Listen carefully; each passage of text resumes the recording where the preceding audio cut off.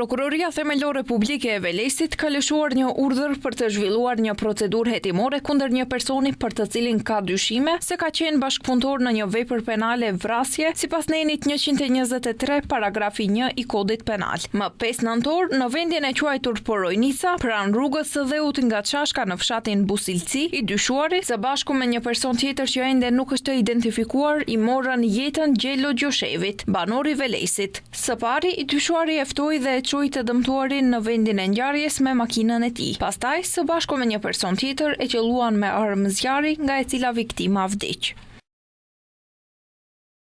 Së pari, dyshuari e ftoi dhe e çoi të dëmtuarin në vendin e ngjarjes me makinën e tij, pastaj së bashku me personin tjetër e qelluan me armë zjarri duke i shkaktuar një plagë në kafkë nga e cila viktima vdiq.